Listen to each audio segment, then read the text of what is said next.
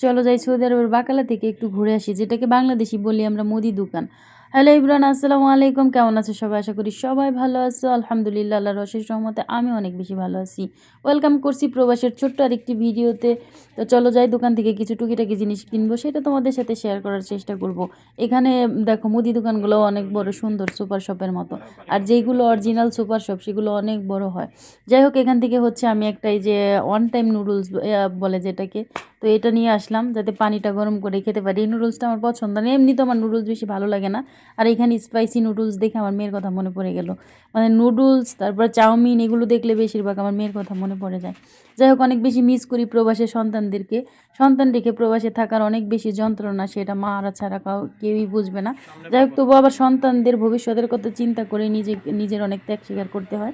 তো এখান থেকে হচ্ছে একটা চানাচুর নিলাম, বারবিকিউ চানাচুর, এটা অনেক বেশি মজা। তো এটা বাংলাদেশে প্রাণ কোম্পানিটা অনেক বেশি মজা, যেহেতু এখানে প্রাণ কোম্পানিটা পাই নাই। তো এইটাও মোটামুটি খারাপ না, সৌদি একটা কি যেন কোম্পানি। তারপর হচ্ছে আমি লবণ খুঁজতেছিলাম, খুঁজতে খুঁজতে হচ্ছে এদিক ওদিক ঘুরতে ঘুরতে পাচ্ছিলাম না। লাস্টে এই পাশে এসে হচ্ছে আমি লবণ পেয়ে গিয়েছি।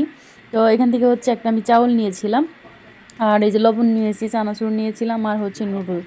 তো এগুলোর বিল দেওয়ার পরে হচ্ছে আবার কিছু টুকিটাকি জিনিসের কথা মনে পড়লো, যেমন ময়লা ফালানোর জন্য কিস, তারপর হচ্ছে টিস্যু, সব কিছু নিয়ে আমি বাসায় চলে আসছি। ভিডিওটি কেমন